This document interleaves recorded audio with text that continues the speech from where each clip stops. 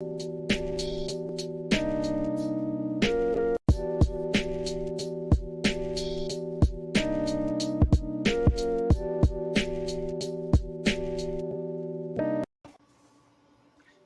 it going, everybody? This is Alex Caceres, and you're listening to Story of the Fight.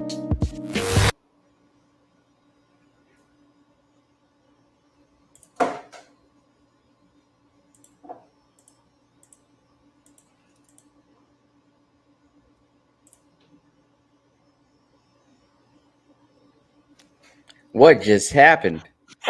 Something just blew up, but we're live. Something blew up. We live, yeah. Oh, dude, a lot to talk about, too. A lot to talk about. All right, we'll start off. Hey, Story of the Fight. Usually the intro is a little bit smoother. Not sure what happened there, but welcome to Story of the Fight, where we talk everything combat sports. There's a lot to cover with last night's fights. And if you like any of our content, please like, subscribe, hit the notification bell so you get notified whenever we go live and mess up the intro, whenever we have a fight companion, whenever we upload anything. Just you name it, hit the notification bell. You can also find us on social media. Yes, at Story of the Fight on Instagram, Twitter, TikTok, Reddit, pretty much everywhere. We're everywhere. Yeah, Spotify, Breaker, Podcast, Radio Public, Google Podcasts, Apple Podcasts, pretty much anywhere podcasts are found. Hey, wow. Yeah, what a night. UFC 274. And at the same time, we had the Canelo fight going on as well. Probably won't cover too much Canelo. Time, yeah? Sansan is back. Sansan is back. Our guy, man. That's what I'm talking about. The return of Sansan. The return of Sansan. Shout out Sansan.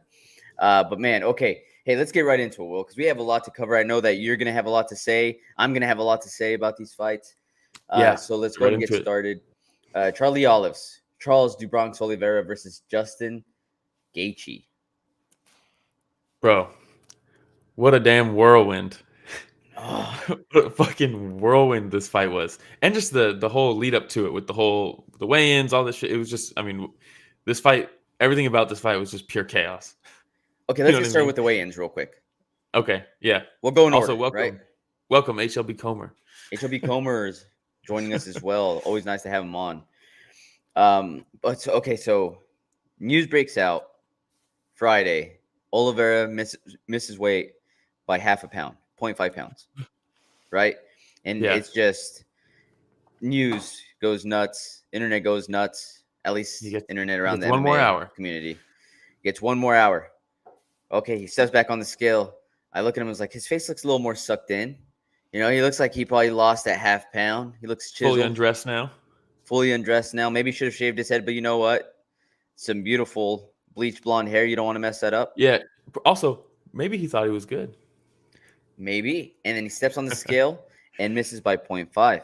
So there is no change. No change. Oh, man.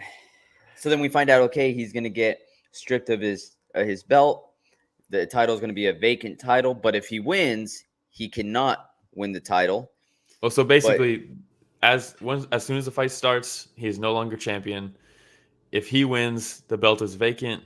If Gaethje wins, Gaethje's the champ. That's right. Which in this type of a situation, I think that's the way to go.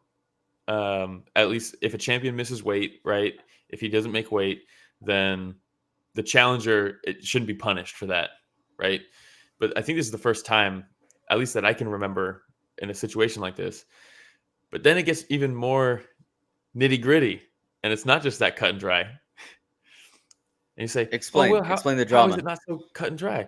How is it not so cut and dry, Will? Yeah, apparently the scales at the hotel, the official scales at the hotel, UFC provided that the fighters go and check in like, oh, where am I? Do I need to cut more? All this stuff. It was off than the official scale. And a bunch of fighters weighed in there and were like, ooh, I'm good. And then they weigh in a little bit lighter than they thought, to the point where I think 4 fighters came forward and were like, that scale was off.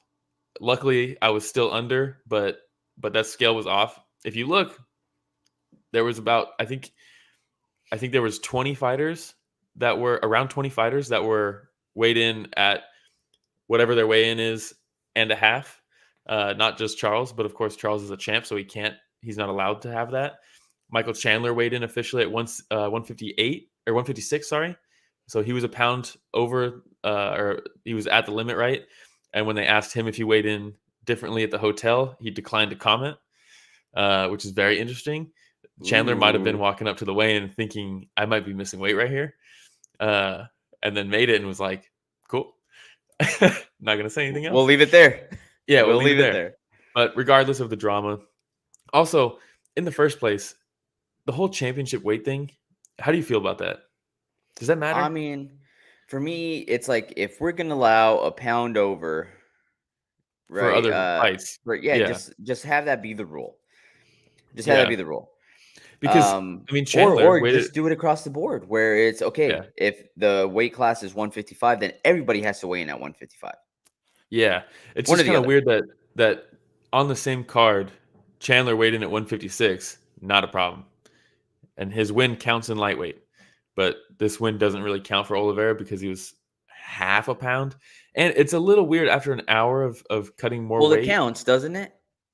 It's a win, right? Yeah, but not a title defense. It's not a title defense. Win. And he loses his belt. And now his next fight is going to be for the belt, and he won't be getting pay-per-view points because he's not the champion. Yeah, that sucks. That's less money for the favelas, dude. Yeah, and exactly. And it's half a pound, and it's not like he was 156 and a half, right? Because then you miss weight. And everyone's like, yeah, well, he didn't make weight. The dude made lightweight. The semantics aside, like, I mean, I get it. It's the rules. Maybe it's just my bias because I like Oliveira, right? If this was a guy I didn't like, I'd be like, fucking strip him. But I don't know. It is what it is. The reality is, though, all said and done. Go ahead. I was a little frustrated when I was reading all this, right? Not with Oliveira, but I was frustrated about the entire situation. I was having the same thoughts. And then the more I think about it, and how many fighters fought last night? Was it 28? Yeah, 28. 28 fighters. And how many of them missed weight? Did anybody else miss weight? Dumont, maybe? I'm not sure, to be honest. So, like, I want to say one other fighter missed weight. So the more I think about it, the more I'm like, man, like, I know, like you were saying, hey, everybody else got an extra pound, but still, like, sabotage. The more I think about it, it's like, dude, if you're one of two fighters that missed weight out of 28 fighters, even with that off, like, hey, you had most of the fighters making it. True. But they all made it within the pound allowance. Around 20 of them got their half a pound over the actual weight class. So, I mean, it's just kind of weird. I just think it'd be different if we had, 16, 12 fighters that all came in overweight, and there's this drama about the scales, and it's like, okay, this is a really huge situation with the scale, but a majority of fighters made it. True. But also Oliveira's coach said on Thursday he had already made 155. Yeah, Oliveira's coach is not going to come out and be like, dude, we were struggling for the last 2 weeks trying to get this guy to drop the extra 5 pounds or the extra pound. Because just as much as you're biased for Oliveira, you know who else is biased? This fucking coach. That's true. You know what I mean? So he's not going to come out and be like, hey, he struggled the night before. I told him not to touch that acai and he didn't listen. You're like, and I'm not saying that that's what happened. No, but I'm saying, the more I think about it, and it might be an unpopular opinion, Oliveira, your first job is to make weight in there. Yeah. And I like I said, a majority of the fighters made the weight. I know there's some drama going on with the scales. And I'm sure a lot of other fighters are also biased because they're also fans of Oliveira. Oliveira's a nice guy. His story's fantastic. He went through the fire, man. He had one of the best quotes in the promo. He said, I've been beat up by life my entire life. And I decided nobody else was going to beat me up going forward. Yeah. And so everybody loves this guy. So, of course, there's going to be other fighters that love him and be like, hey, man, I support Oliveira. Yes, this rule of the extra pound for non-title fight is okay. And then for a title fight, it's not. Like, that's stupid. A lot of people agree with you. But the reality is, it is the rule. You miss weight. It's the rule. You've known this since you've been a champion, man. It was the exact same rule for you in your last title defense and your title fight. Nothing changed. You were given an hour to drop an additional half a pound. And again, people are going to hear this and be like, dude, he's a big old Charles Oliveira hater. No, I love the guy. I love the guy. I love everything that he represents, dude. I'm so happy for him. The charitable work that he does, the Do Bronx organization that he has and all that stuff. I love it all. I love people say that he's arrogant. I don't think he's arrogant. He might be a little cocky, but you know what? He has paid the price Oliveira? to have the confidence. I never hear that about Oliveira, I don't think. Oh, dude, I was reading it. A few different articles. But again, I knowing his story, yeah, maybe it was the rich, the casuals of the world that were like, oh, this guy is arrogant and cocky. Yeah. But everybody that's followed Oliveira for his career, we know that, dude, he's paid the price to be able to say whatever the hell he wants to say right now. The enlightened one. But he missed weight. He missed weight. And like HW Comer says, you're like a woman with the weight talk. Connor impression. Hey, by the way, happy Mother's Day to all the fantastic mothers listening to us today. Happy Mother's Day out there. Happy Mother's Day. And all said and done, let's get past the weight class and the weight issues or whatever. Yep. The fight itself was a fucking banger. Oh my God. What a round. Dude. I mean, Gaethje drops him early, and it wasn't like a late knockdown. He cracked him good, and then Oliveira tried to throw that front kick, and I think he didn't realize how wobbly his legs were when he threw the front kick, and he kind of goes down off of it, and he's all right, cool, come in my guard. Gaethje's like, no, get back up. Both start trading again. Gaethje drops him again, and you're like, oh no, and all of a sudden now he's bleeding, and he's in his guard at this point, I think, off that knockdown, and eventually he's like, no, gets up, fuck this. And then, so Oliveira just got dropped twice in the first 2 minutes of the round, and then he just walks him down and then just beats the brakes off of him. That was fucking crazy, dude. Dude walked through the fire. Such an intense fight. And think about Oliveira's last fights, man. They're all so exciting. And he's been tested.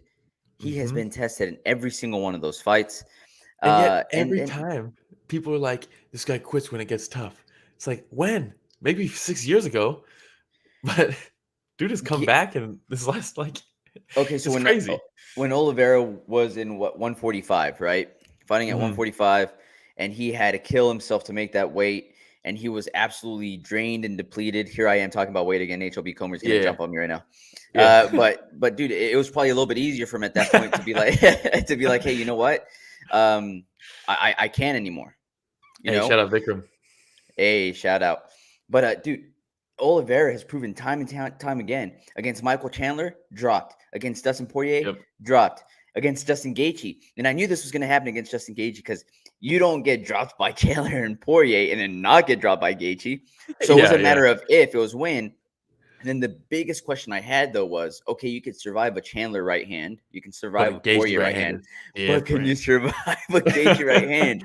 And he showed, I will survive anything, dude. And again, big Oliveira fan, man.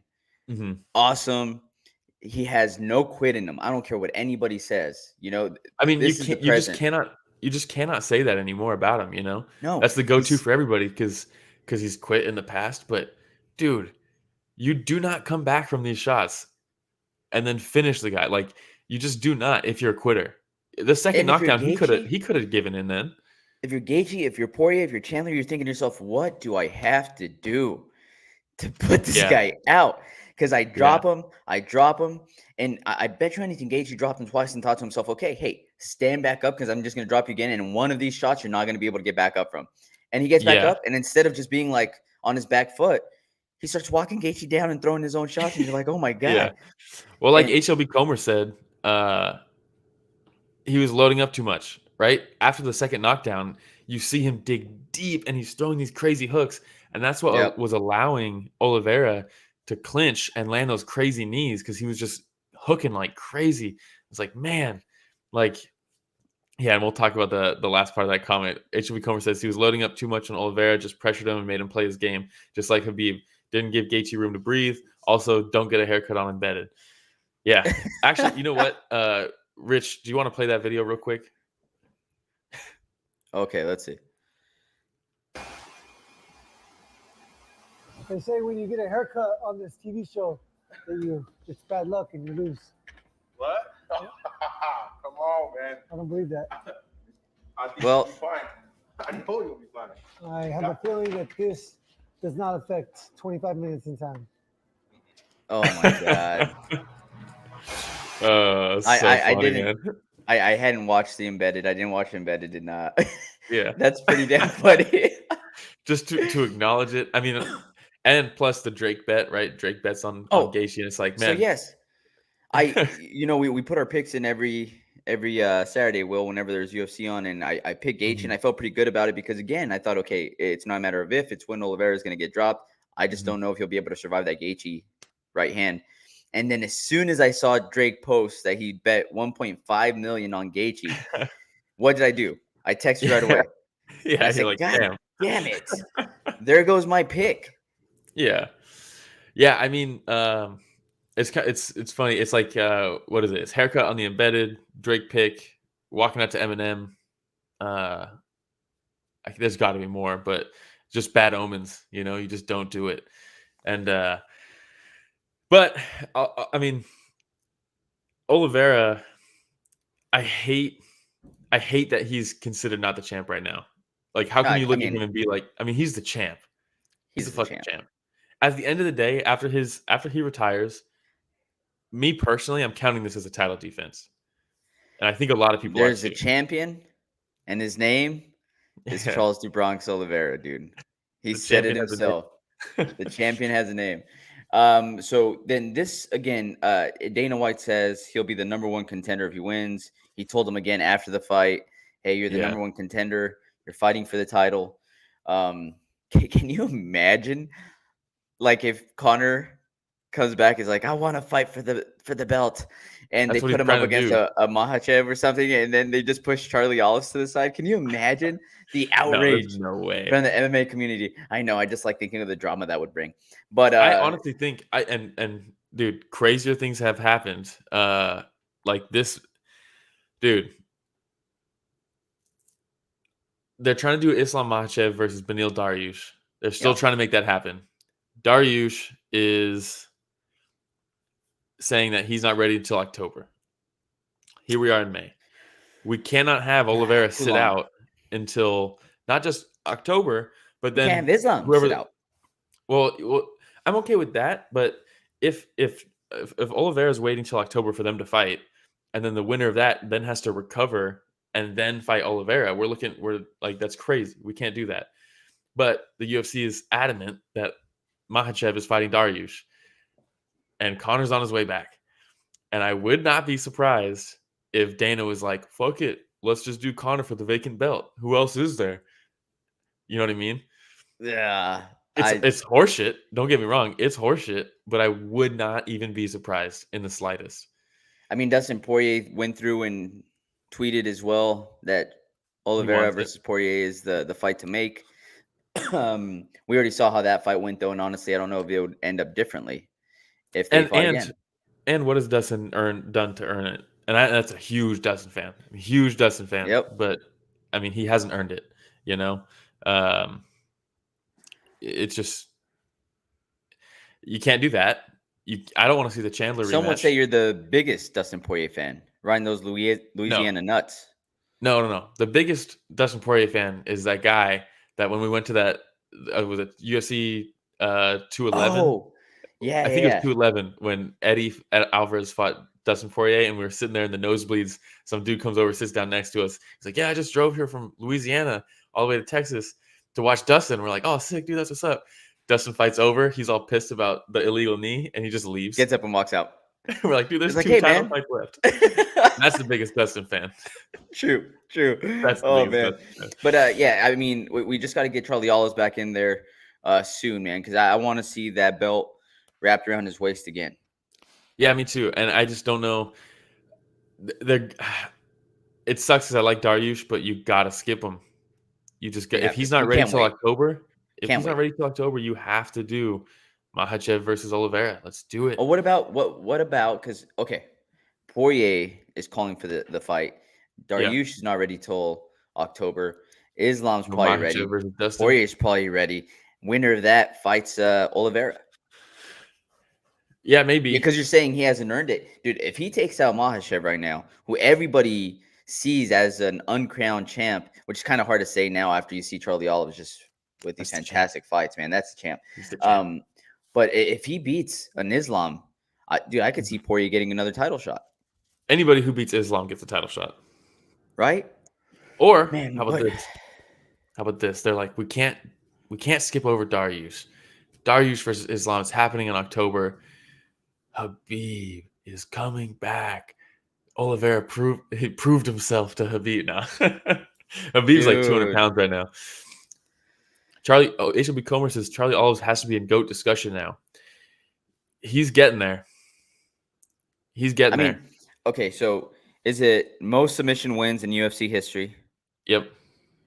Most bonuses in UFC history, most finishes in UFC history.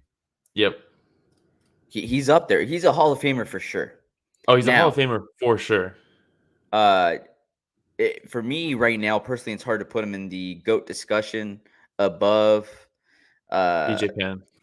Well, you take a look at BJ Penn, right? For me, lightweight at least. Nurmagomedov. Yeah. But I mean, we don't know how long this guy's reign is going to be. Well, dude, here's the most impressive part.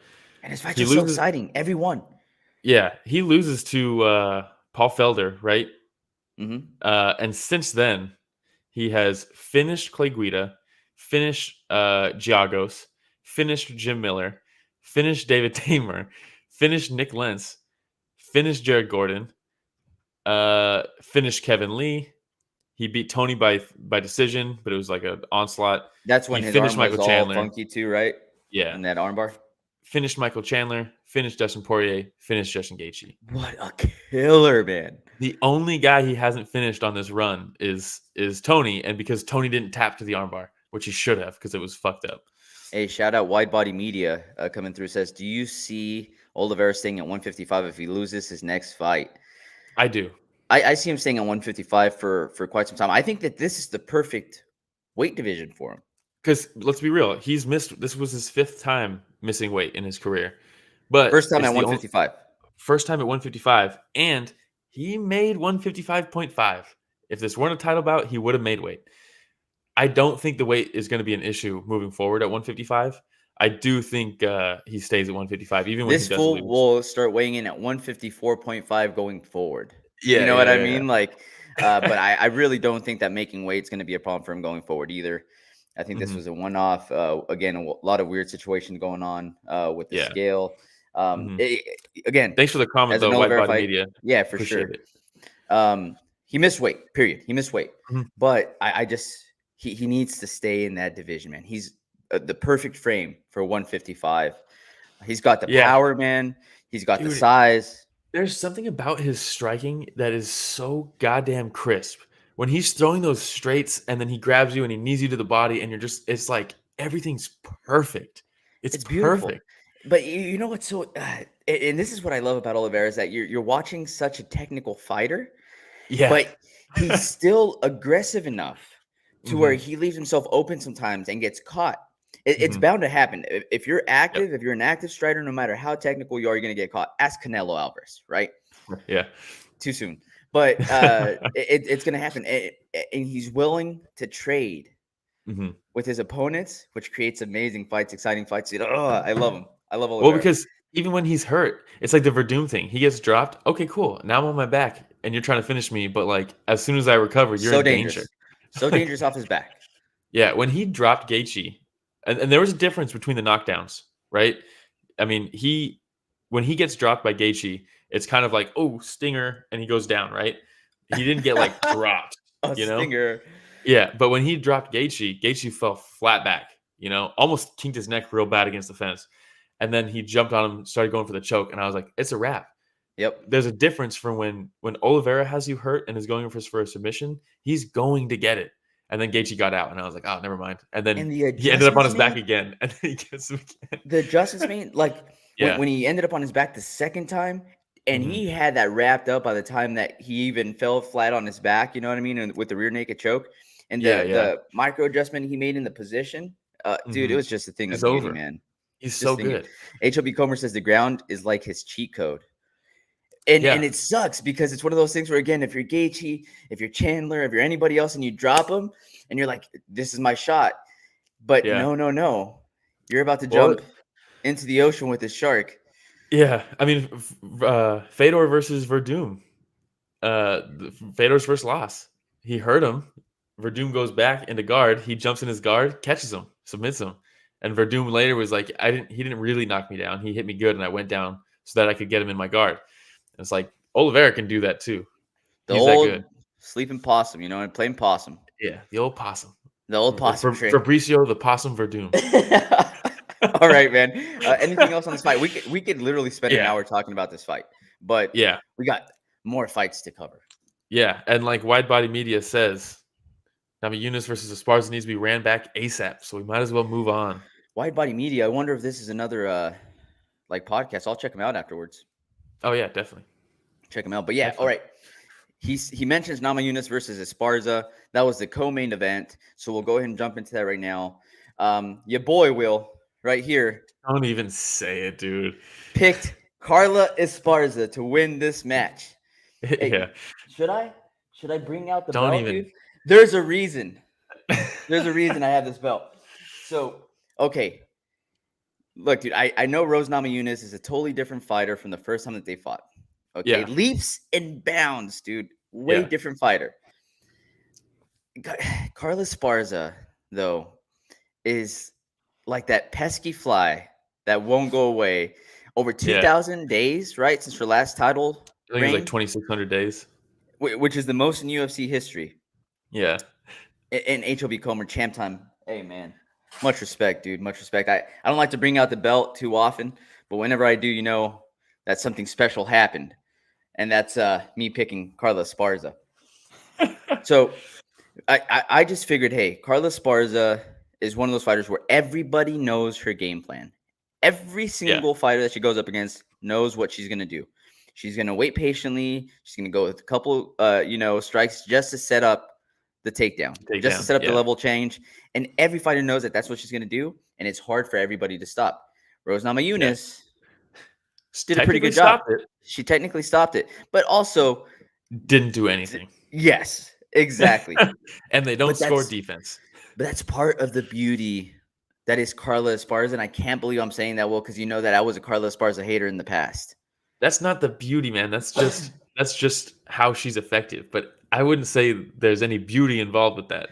It's a beautiful thing to be able to say, hey, you know what I'm going to try to do. Try to stop me. And you are so terrified of my game plan that it's going to completely nullify anything else that you're planning on doing. And the frustrating part is that Rose Namajunas, during the post-fight press conference, says, I think I won because I stuck to my game plan. Yeah. But your game plan wasn't the right game plan. Yeah, it was just because you stuck to your game plan doesn't mean that you won. Hey, how about old Trevor Whitman 0 for 2? Sorry, I feel really aggressive this morning. I drank a lot of coffee, and I usually don't drink coffee. That's an 0 for 2 on the night for Trevor Whitman. It's been a long time. Not used to seeing that. Yeah. I mean, here's the thing. In my opinion, Rose, if they fought again, I think Rose still beats her. Really? You think Carla wins again? I think Rose realizes, okay, in this fight, she's going to learn from this and be like, okay, I didn't do anything offensively, and that's why I lost this fight. But now that I've felt the grappling and stuff, I was able to get back up immediately every time she did take me down. And in the exchanges where they were actually throwing with each other, it was Rose landing the strikes. Carla landed a couple times for sure. But I think she landed 3 more strikes than Carla the entire night. Yeah, I mean, and Carla threw 10 more strikes or something like that. It was something ridiculous. Oliveira and Gaethje both outstruck them in their 1 round. Oh God, such a freaking in their half a round too.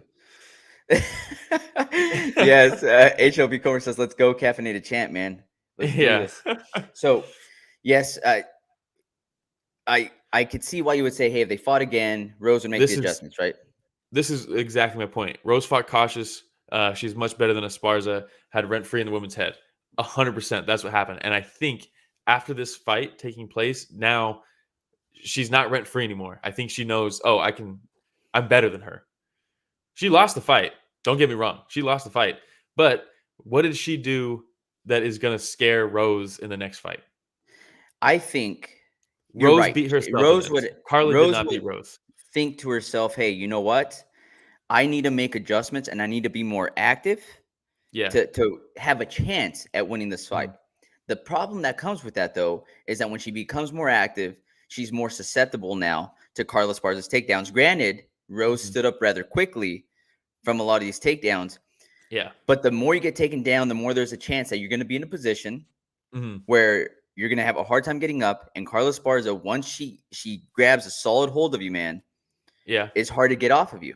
As Yan Xiaonan, and granted, Yan Xiaonan is a completely different fighter than Rose Namajunas, but Carla Esparza has been showing recently, leading up to this fight, that her ground game is far superior to anybody else's in the division.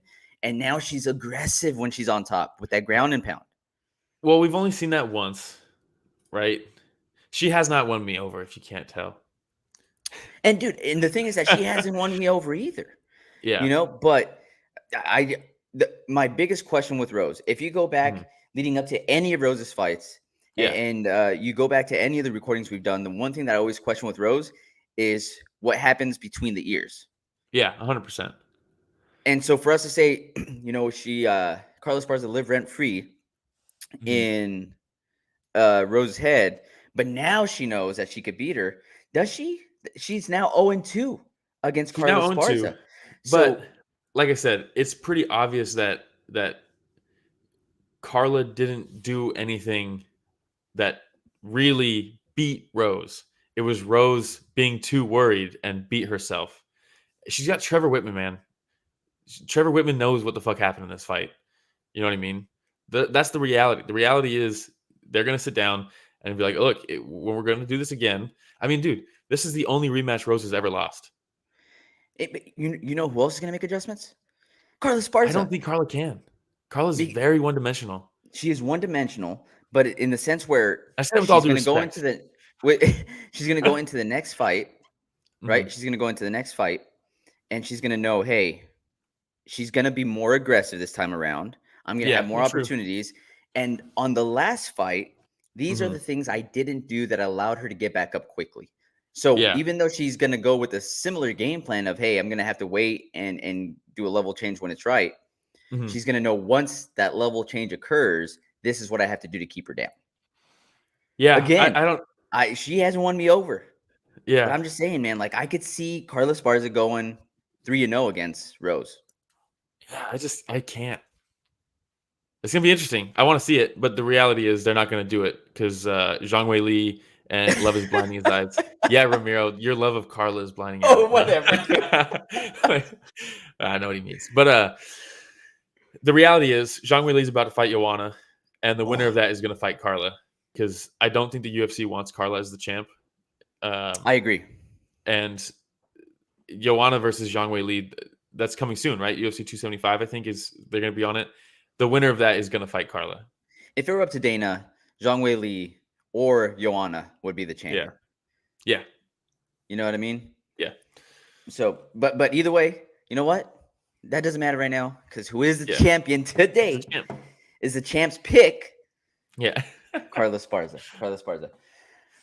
Man, anything else on that fight? We're 35 minutes in, and we're 2 fights in. Again, last night was nuts, man. Last night was nuts. We can move on. We have to get to Michael Chandler versus Tony Ferguson, dude. Oh my god, I was super excited for this fight going in. Super excited. I was very apprehensive, but I was excited. You know, and HOB Comer was hitting us up on Instagram, and I think he said the heartbreak card. Well, we talked about it too in the morning, and I'm pretty sure it was this fight where he was like, I just don't want to see Tony get brutally KO'd, and I was like, I don't want to see Shogun get brutally KO'd, and we were like, this card has a potential for just like pure sadness, being devastating.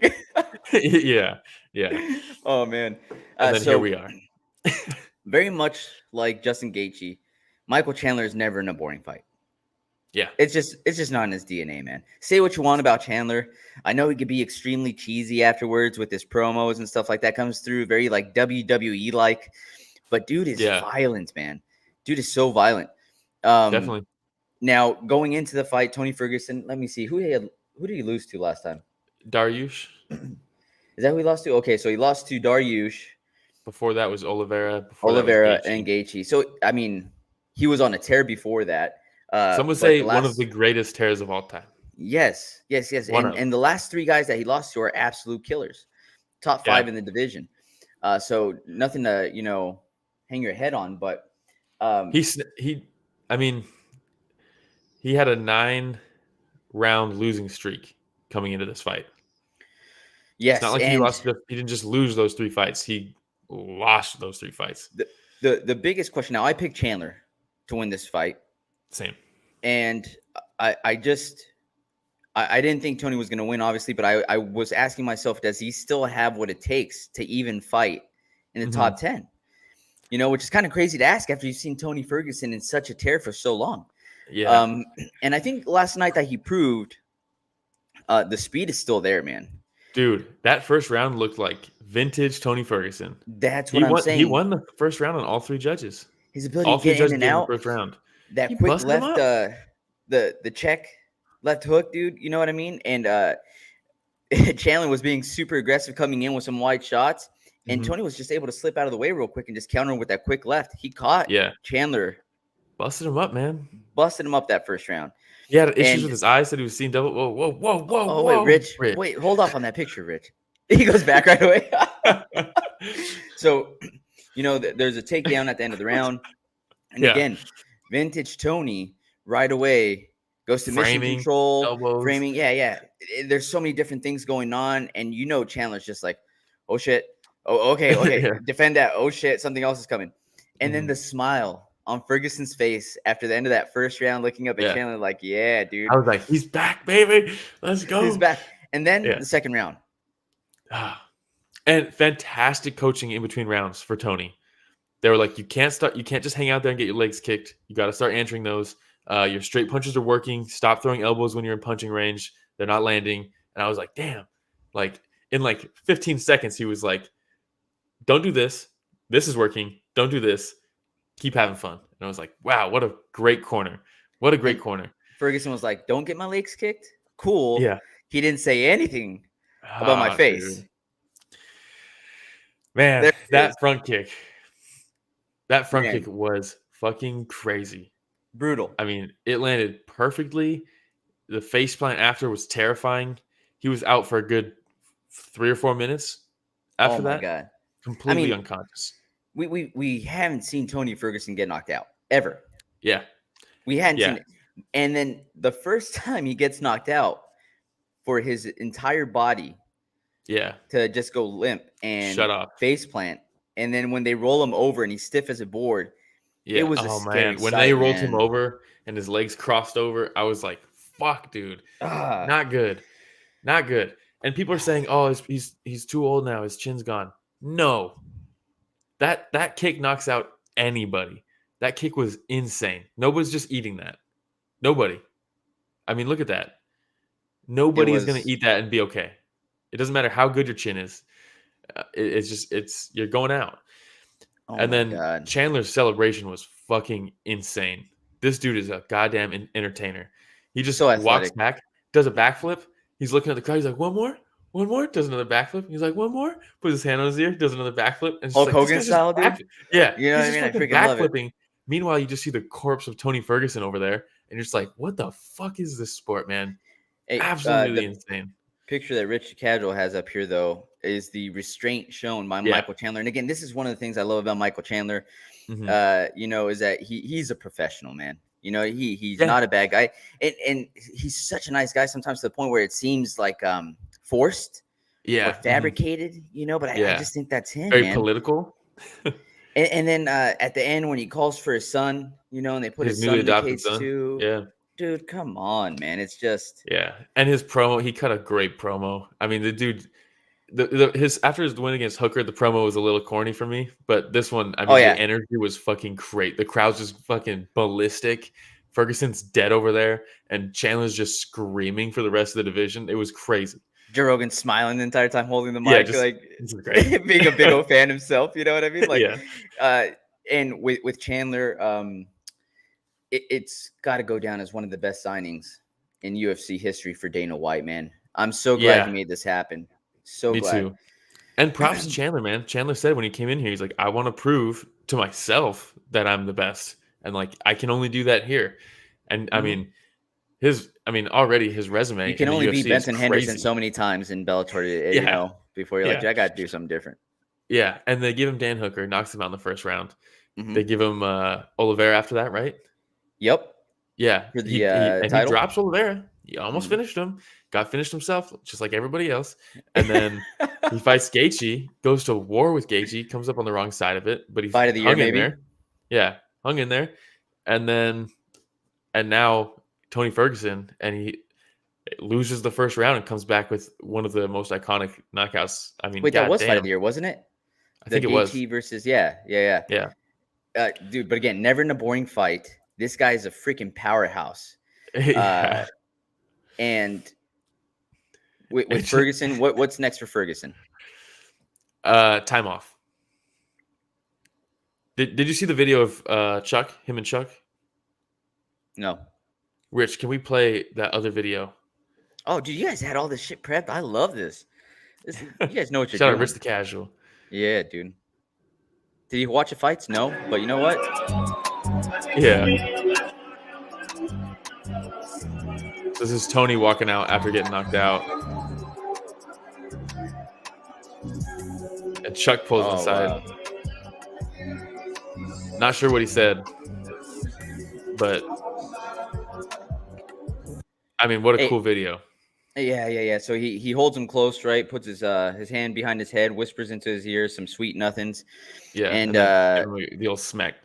Hey, but if anybody knows, yeah, better than Chuck Liddell. I mean, nobody does. You're going to take the man's advice, but also Chuck Liddell should probably know that Ferguson's not going to remember that. Yeah, but in the moment, even if he doesn't remember it, in the moment, if it helps, it helps. Why not, right? That's true. I just thought it was really cool. I think it's just going to be one of those when Ferguson talks about this fight, later on, and he's going to mention the fact that he doesn't remember anything before the hospital visit. It's going to be one of those. Yeah. And HLB Comer, why was Tony standing there during the verdict? He had no fucking idea what just happened. Why is he standing in the middle of the octagon with some Bellator guy? Like, yeah, for sure. That's that's the type of knockout that it's like, just oh my god, get him out of here, get him to the hospital. I had some friends over last night, and that's one of the first things they said. They're like, dude, he probably doesn't even know where he's at right now, what day it is, and didn't he ask that when he sat up? He was like, what happened? Yeah, I mean, that's what everybody says, right? Yeah. And I got knocked such out a once brutal and I was knockout. Like, what was that? That was such a brutal knockout that it was hard to watch. Happy for Chandler, but man, just worried about Ferguson's future. I just would. Man, he's a legend. Goddamn, he looked so good in that first round. He did. I mean, he looked like an animal. He looked like Tony Ferguson. I mean, he was quick. He was darting, and he was changing his angles weird as fuck. Like, I mean, he just looked so good. What's next for him is someone outside of the top 10. I mean, who though? I mean, you look at the rankings. I mean, it's all killers, right? At lightweight. Fuck it. Dan Hooker's at 13. Let's do it. That'd be such a fun fight. Yeah. Or Diego Ferreira is at 15. I would watch that too. Great grappling in that fight. That'd be awesome. Yep. All right, man. Anything else on the Michael Chandler versus Tony Ferguson fight? Oh, I mean, it's just the highest of highs and the lowest of lows in this Enough one. with the heartbreak. The heartbreak. Let's go into Ovince Preux versus actually more heartbreak. You for said you. enough with the Mauricio heartbreak. Mauricio Hua, Shogun Hua. Sorry. I don't care what anybody says. First of all, this fight shouldn't have happened. Shogun should be retired. I get it, though. You got to do what you got to do. But I don't care what anybody says. 29-28 Shogun. How the fuck do you tell me OSP won those first 2 rounds? I'm just happy Shogun didn't get knocked out. Realistically, the third round was getting a little dicey. It's getting a little scary. But the first 2 rounds, OSP did nothing. They were dead even on the striking. Love is blinding my eyes. And I'll be the first to tell you, bro. Ride or die Shogun. That man's a hero of mine. I tell people all the time, if aliens, you got came the to glove, Earth, you got the autographed glove right behind you. Glove right there. Come on, Pride legend. I tell people, if aliens came down and they're like, we need to learn about humanity. What do we do? Like, how do we learn about humanity? I say, watch 2005 Pride Middleweight Grand Prix. Watch Shogun Hua and what this man is capable of, and you can understand what humans are capable of. And the aliens are like, the aliens would be damn. like, oh, they're capable of extreme violence. No. The aliens would say, damn, we're just a scout ship. We were going to try to conquer you guys, but after watching this, you guys got like Shogun. We're out. We'll move on to the next planet. That's how amazing Shogun was in 2005. The reality is, though, it's 2022 now, and dude's a little older. But I don't care what anybody says. He won the first 2 rounds. He won this fight. One judge gave OSP all 3 rounds, even though they were dead even on the striking. But Shogun was controlling the first 2 rounds. So when they're dead even, the only thing that matters is control. Shogun controlled it. He won the first 2 rounds. Clearly lost the third. No argument from me. 29-28 Shogun. Ride or die. Yeah. Awful watching fight. Ovince St. Preux, I remember why, like, when Ovince St. Preux was ranked number 1, number 2, that I thought to myself, this might be the guy to beat John Jones. And I forgot how much of a similar body type he has to John Jones. Yeah. The extremely long legs, extremely long arms, his ability to keep the distance with that front kick. Dude, Shogun's midsection looked nasty, man. Battered. Yeah. Battered. And I mean, I don't know how much of that, came into the scoring where he was able to just control the distance and, but I'm not upset with the decision. I mean, dude, Shogun was walking him down the first 2 rounds, landing his hooks, landing his leg kicks. OSP was landing really nothing. I mean, they landed the same, but like headshots, in my opinion, matter more most of the time. And the striking was even in the first 2 rounds. I'm not going to go on about this too long because the fight ultimately was not good and it doesn't matter whatsoever. But Shogun won the first 2 rounds, 29-28 Shogun. All right, we'll leave it at that. Before that, we had Randy Brown versus Khaos Williams. Before we move on, I just had to show this. How sad was that when they call Ovince St. Preux and Shogun just raises his hand all excited and he looks over confused. And I was he probably heard 30-27 and he's like, there's no way I lost both those first 2 rounds. We got this. Yeah. Maybe. I mean, crazy, man. Crazy. I don't know. But yeah, Randy Brown versus Khaos Williams. Yeah. I love Khaos Williams, man. Classic Khaos Williams, though. That first round, uber dangerous. Yeah. Very dangerous, man. Weathered the storm, and, things might start, tilting over in your favor. Yeah, well, going into this, I almost picked Randy Brown because I was like, Randy Brown is so good at staying on the outside. He's so long. He can land the leg kicks. He can land the jabs. I could see him. I was like, I think if they fought 10 times, Randy Brown probably wins this like 7 out of 10 times.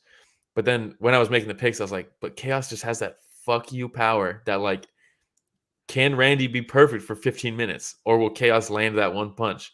And I was like, fuck it, I'll go with Khaos. But I mean, I think both of their stocks go up in this fight, in my opinion. What do you think? I'm laughing right now because I just read the last comment. Shogun looks like he fights in the UFD Ultimate Fighting Dads. He looks like he was supposed to join a Zoom meeting, but walked into an MMA fight. As a Brazilian, I'm disappointed in his lack of steroids. Look, dude, if there was anybody else in UFD, you'd have Vidor right now. Yeah. Right? Shogun would definitely be in there. Who else would be in there? Anderson Silva, you could put him in there. Anderson Silva's in there. Chuck Liddell. Chuck, I don't think is up there. This would also be called the Legends League, I guess. Yeah. All right. No, so I pretty much just gave my analysis on this fight. I don't think there's much to say because it's just classic Khaos Williams. He's going to come in with some huge power shots. He's going to exert way too much energy that first round. Randy Brown, like you said, was able to keep the distance. But as soon as Khaos Williams starts getting a little more tired, his hooks become a little too loopy. And on this shot right here, you see Randy Brown was just able to slip that hook a little bit, duck under the hook a little bit, and just hit him with some straight lefts. Conor Aaron went a left-right, and just was a little more technical than Khaos Williams by the end of the fight. He's more technical, and his output was just much higher towards the end of the round or the end of the fight. The split decision, though, no? This one? I think so. I think it was a split decision. That third round, Khaos dropped him, right? And I think that was enough for one judge to sway it. But in my opinion, because I think it was first round was a clear Khaos round for me. Mm-hmm. For sure. Second round, Randy Brown really came on strong. Started tripling up on the jab, throwing the 2 behind it, and I was like, "Woo!" Punches and bunches. My getting in favorite. that flow state.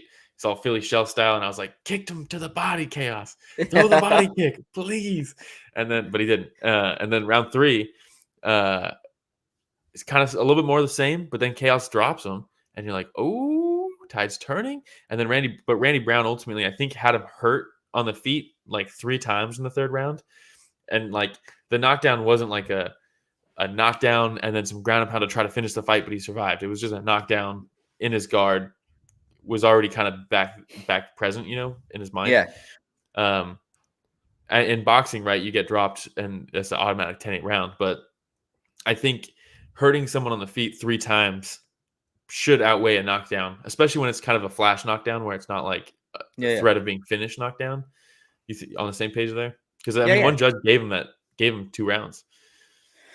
Yeah, I mean, another fight where I'm just like, I'm fine with the decision. Yeah, same. I thought Randy took it. Yeah. Hey, we have a little bit of time left. You want to? We were going to stop here, but you want to cover Old Man Trinaldo versus Danny Roberts? Do we want to do that, or do we want to go to just Royval and Schnell? Let's do that. Brandon Royval versus Matt Danger Schnell. So, okay. What a great fight. It was a great fight. Every time Brandon Royval's out there. I've been overlooking Schnell. I haven't taken we kind of joke about him. We kind of joke about him. We're like, oh, throw him back down. Yeah. But you know what, dude? He freaking came to fight. And dude, as corny as that saying is, dude, he showed up to fight. He came to fight. Yeah. You know what I mean? But dude, he was game, man. He was game. And were they saying that his mom recently passed away? I didn't know that. That's fucking awful. That sucks. Yeah, man, it's messed up. And like before the fight, he looked so pumped up and he yelled into the camera like, "Love you, mom," and so you could just see that he was really emotional as soon as the fight started, and he came out so aggressive at Royval. I mean, which caught Royval off guard a little bit. But this is what I was gonna say. Okay, so Brandon Royval, he's like a smaller Oliveira in the sense that he's gonna get caught. He's gonna get dropped. Wild. He's dangerous off his back. Nobody has better scrambles than Royval. The urgency, man. As soon as he gets dropped and as soon as somebody jumps on his back or jumps on top of him, he is just instant scramble to get into a better position. His recovery is just crazy. Remember the Kai Kara France fight? Yes. Kai just drops him with some bombs, and you're like, "Oh God, this is over." And then he just stands up and just drops. I mean, it was crazy. This is his part of the recovery funnest is fight for Royval is his recovery, and then the scrambles. And he's a killer. He is a killer. I mean, he jumped on that guillotine, and that guillotine was so tight that as soon as he gets on the neck and he's starting to fall back, pull guard, right? Schnell is. You see his hand come up, like, "Oh, I'm ready to tap." Not yet, though. And then he starts tapping with both hands. You know it's tight when someone's tapping with both hands. That's terrifying. That is, dude. That is. He probably thought before he actually got the grip in, he's like, you know what? I have a little bit of breathing room. I might be able to try to escape this. And then as soon as he got that grip in, he's like, oh, shit, I'm about to go out. It's bad. Like right now. The urgency, it was crazy. But I wanted to give some props to Matt Schnell, man. Again, because we kind of use him as a joke sometimes, and for no reason. Like we just started doing that. for me, it's because we're assholes. I mean, what do we know, right? We're just in our mom's basements. As that comment said. Yeah, but to be fair, I did roll yesterday. I went to jiu-jitsu class yesterday. Oh, did you? That was fun. Yeah, nice, man. But almost a year since I said hi. Because I went last. Tell Professor Adrian I said hi.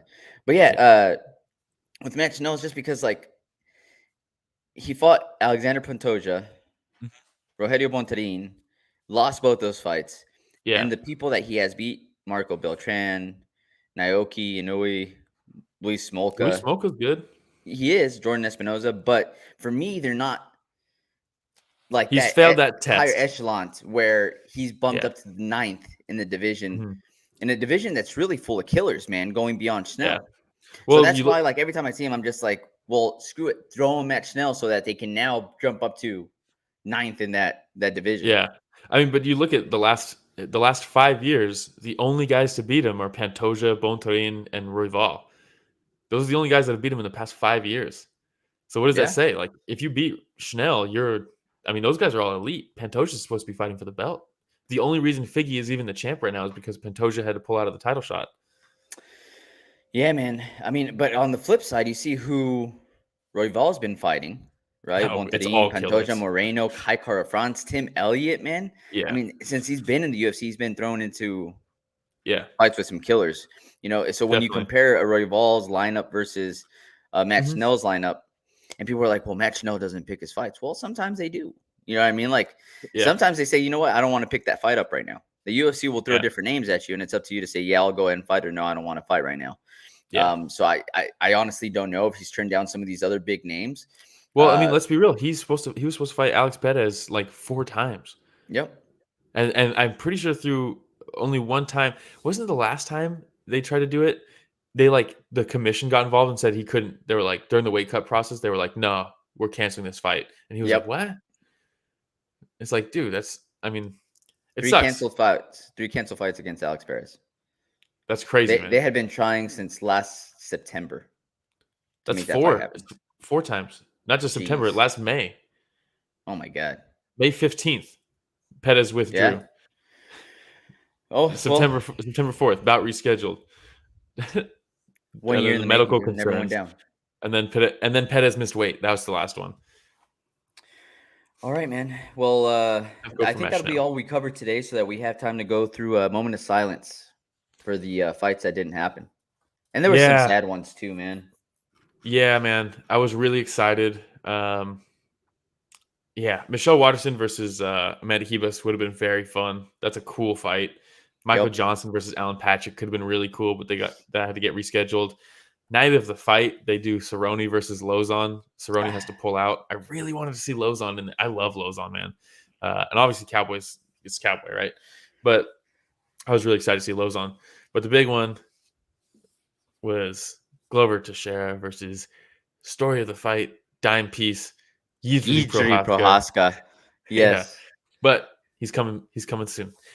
And people are shit talking that next card. We might as well let's do bonuses. Yep. Andre Fialho got a performance bonus for his vicious left hook knockout. Yep. Brandon Royval got $50,000 for his finish off Schnell, and Chandler got a bonus for his knockout on Tony Ferguson. By the way, Fialho just fought in April. Yeah, right. Less than a month, right? Yeah, dude. And his debut against Michel Pereira hurt him bad in the first round. Almost got the finish there. Fialho is dangerous, man. That guy is very Super technical. dangerous. Hits like a truck. Portugal, right? From Portugal. I think he's Portugal. But the nice thing is about that Glover and Prochazka fight is it's coming up, right? It's in 2 weeks. So at least we get to see that soon. What do we got next week? We have Jan Blachowicz versus Alexander Rakic. There we go. Ryan Spann, Ian Kutalaba. Luis Are Smolka, Davey Grant. you hyped for Blachowicz versus Rakic? I'm hyped to watch Jan Blachowicz fight again. I'm not the biggest Alexander Rakic fan. I'm really not too excited for that fight for some reason. I don't know what it is. Hopefully it's good. It should be good. So. Kutalaba's always fun though. Kutalaba versus Spann is going to be fucking crazy. That's going to be awesome. Luis Smolka, we were just talking about right now. Luis Smolka versus Davey Grant, dude. That's a barn burner right there. Davey Grant.